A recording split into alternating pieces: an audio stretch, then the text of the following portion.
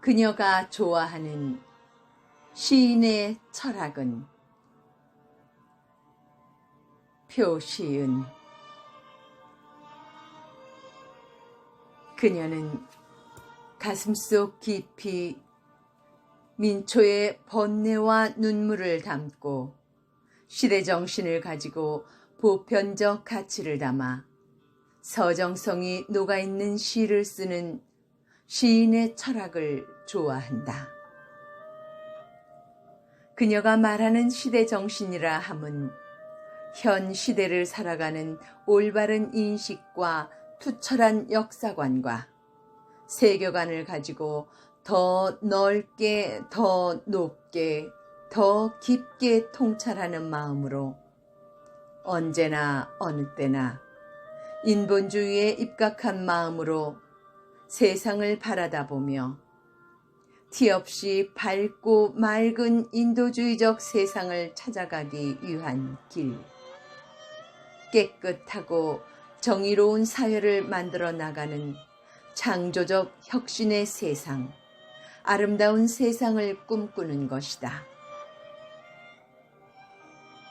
세상의 각계각층의 사람들이 자기가 맡은 그 자리에서 소임을 다하며 자신의 산마루에서 양심 선언 깃발을 펄럭이며 이 사회를 만들어 나갈 때 모두가 바라는 살기 좋은 정의로운 사회, 밝고 맑은 아름다운 세상이 펼쳐질 것이다. 시는 이런 양심 선언을 하는 양심적인 마음으로 세상을 따뜻하게 만들어 나가는 데서부터 창작해 나가야 하고 진정으로 이데아적인 성찰을 위한 시문으로 쓰여져야 한다고 그녀는 생각한다. 앞으로 그녀의 시 창작의 뿌리는 여기서부터 시작될 것이며 진정 그녀를 찾아 떠나는 영혼의 자유로운 여행길이 될 것이다. 그녀가 가야 할 자연 친화적 시인의 길. 그녀가 처음 시를 좋아하게 된 것은 어릴 때 부친으로부터 영향을 받았다. 부친은 글 짓고 쓰는 것을 좋아하셨는데 특히 한문 붓글씨 중에 초서체, 행서체를 쓰시는 것을 아주 좋아하셨다. 이웃 사람들이 무슨 부탁할 일이 있으면 여쭤보곤 할 정도로 명필 중 명필이셨다고 한다. 그녀의 오빠는 시를 쓰는 것보다는 그냥 글 쓰는 것을 좋아해 학교 교지에 자주 실리기도 하여 친구들에게 자랑을 많이 하고 다녔다고 하고 오빠의 글재주가 아주 논리적이고 객관적이어서 기승전결이 명확했었다고 한다. 그리고 그녀의 사촌 언니는 그 시절 문학을 아주 사랑하는 단발머리 소녀였고 공부벌레라는 별명이 따라다녔다. 사촌 언니는 자주 그녀 집에 놀러 오곤 했는데 나는 커서 시인이 꼭 될 거야 라며 그 꿈을 놓지 않고 살았던 사촌 언니의 모습을 동경하며 시라는 학문이 자연스레 그녀에게로 다가왔다. 그런데 그렇게 똑똑했던 문학소녀 사촌 언니는 건강이 좋지 못해 꿈을 펼치지 못했고 그녀의 둘째 사촌 언니가 불가 쪽에서 시를 쓰며 여생을 보내시다가 영면하셨다. 인생을 살아가며 그녀는 늘 한 달에 몇 권의 시집은 꼭 읽어야겠다고 생각하며 시집을 사러 서점에 자주 가곤 했었다. 서점에 가면 항상 시선이 끌리는 것은 맑은 영혼을 깨우는 시집과 종교적인 책들이었는데 기독교, 불교 서적을 가리지 않고 영혼을 맑게 깨우는 것이라면 무엇이든 사서 읽는다. 너무 자기 철학이 강한 서적이나 너무 한쪽으로 편중된 비판적인 시집이나 도서들은 그녀에겐 흥미가 없었고 눈길도 주지 않았다. 그녀가 진정 마음에 담고 싶은 맑은 세상이 그 시절에도 나름대로 있었던 모양이다. 그것은 온 세상을 포용하고 관용하고 배려하고 인내하며 그럼에도 불구하고 사랑하는 티 없이 맑은 영혼을 깨우는 소리를 찾아가는 세상이었고 어둡고 소외된 민초들을 포용하려는 향기와 따스한 햇살들을 찾아다녔다. 그녀는 시집 한 권을 고를 때도 많은 생각을 해서 한 시대의 맑은 영혼을 깨우는 소리에 초점을 맞추어 다녔고 민초들의 아우성을 보듬는 책들을 즐겨 보았고 종교적인 책들을 많이 읽었다. 기독교, 불교 가리지 않고 마음의 수양이 되는 것이라면 철학으로 받아들이고 다 읽었다. 세월이 지나고 보니 그러한 시간들이 있었기에 그녀를 더 단단히 단련시켜 놓은 듯하고 그 시간이 주어져서 감사하게 여긴다. 육신의 몸을 만드는 것은 우리가 먹고 바르고 하는 것이 바로 나의 몸이 된다. 우리 몸은 자연 그대로일 때 가장 몸이 건강하다. 시대가 변함에 따라 우리의 먹거리는 점점 서구화, 산성화 되어가고 면역력이 저하되어가고 있고 그로 인해 인스턴트 식품, 화학물질들이 알게 모르게 우리 몸에 침투하는 탓에 우리 몸은 점점 자연 치유력을 잃어가고 있다. 결국 화학물질들은 면역력 조절 시스템을 잃게 하여 우리 몸이 파괴되어 가고 있는 것이 현실이다. 육신의 몸은 우리가 먹는 음식이나 마시고 바르는 것으로 육신의 몸이 살기도 하고 파괴되기도 하듯 영혼을 채우는 것 또한 자신이 어떤 것으로 부어주느냐에 따라 영혼의 세계가 만들어지는 것이다 라고 믿었던 그녀는 우리 몸의 모든 것을 만드는 먹는 것, 정신적 영혼을 채우는 것 모두 다 생각을 기피해서 그녀만의 맑은 향기를 담으며 살려고 노력했고 앞으로도 그럴 것이라 다짐한다. 몸을 살리는 것은 자연 친화적인 것에서부터 시작된다. 신체적인 것과 정신적인 것 모두 다 그렇다고 봐야 한다. 정신적인, 육신적인 부분 모두 자연의 이치에 따라 순리대로 순환하고 순응하여 영혼의 자유를 찾는 것이다. 그 영혼의 자유란 순리대로 자신만의 세계를 확립하여 자신의 영혼을 자유롭게 해주는 데 있다. 가령 예를 들어 꽃은 꽃의 아름다운 향기를 잃지 않을 때 비로소 꽃이 되는 것이고 아름다운 꽃의 이름으로 불리는 것이다.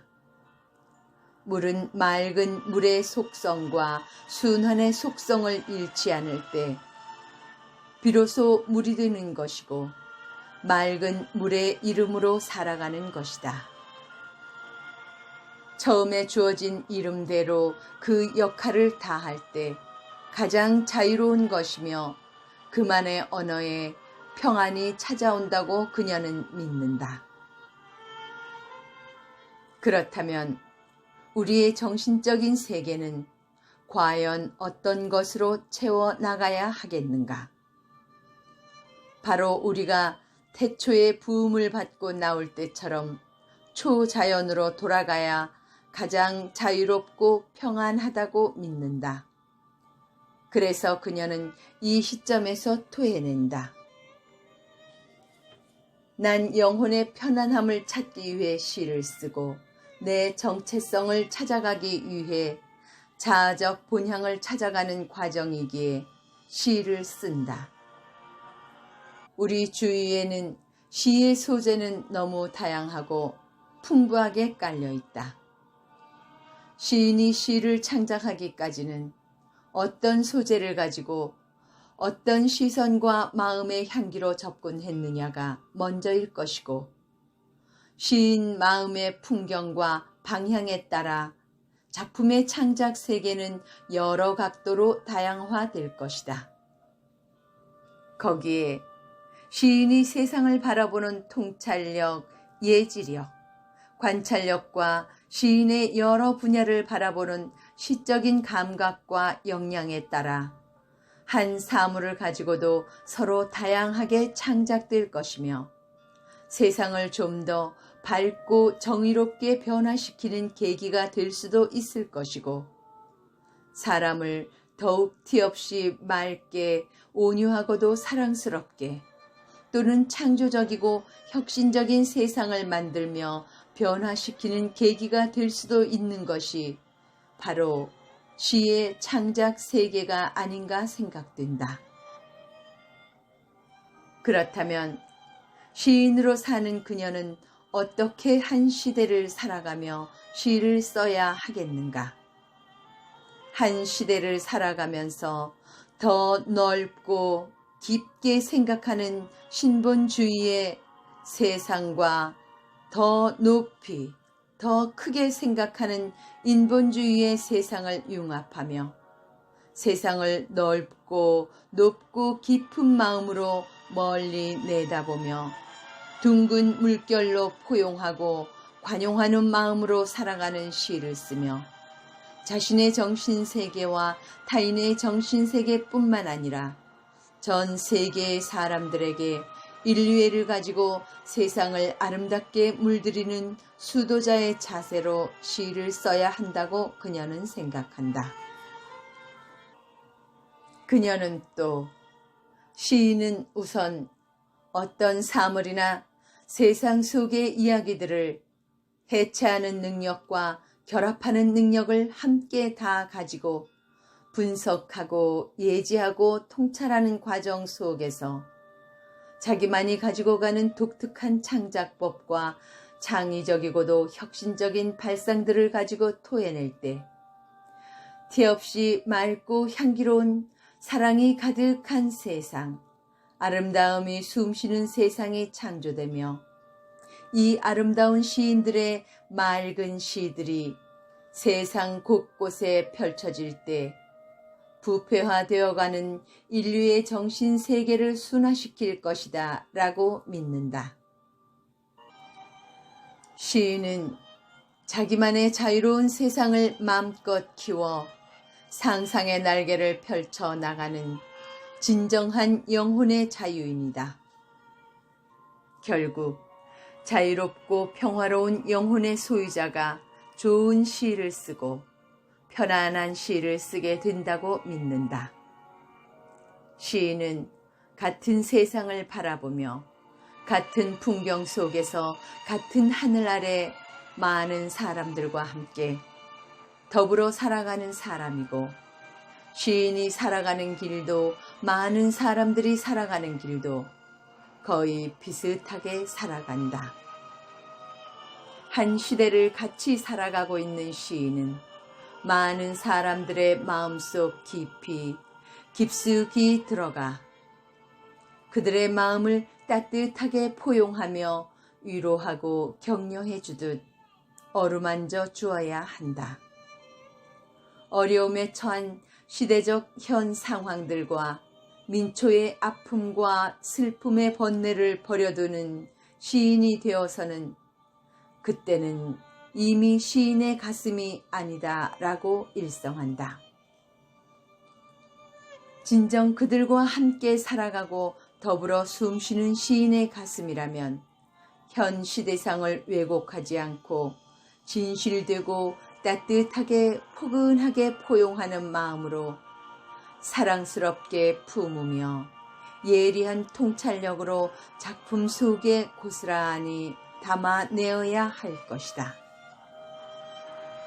그리고 맑은 향기 찾아 떠나는 길 위에 티 없이 맑은 자아 성찰을 위한 시 또한 함께 가져가야 할 것이며 시인의 맑은 시와 글로 마음과 행동으로 세상을, 사람을 창조적으로 변화시키며 어렵고 힘들게 세상 헤치며 살아가는 많은 사람들의 가슴에 어느 봄날에 피는 아름다운 벚꽃 향기 폴폴 날리며 그들의 가슴에 의미 있는 맑은 생명수를 부어주듯 살아야 할 운명이 진정 시인의 길이 아니겠는가.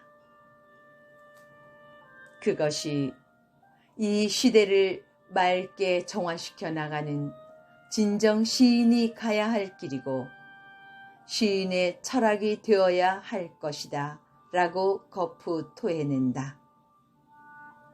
그녀는 이제 그 길을 걷는 문턱에 서 있다. 그 길을 걸을 때마다 늘 뒤를 돌아보며 이런 마음을 되새기고 되새겨보며 가리라 다짐해보는 그녀가 맑고 향기롭고 청초해 보인다.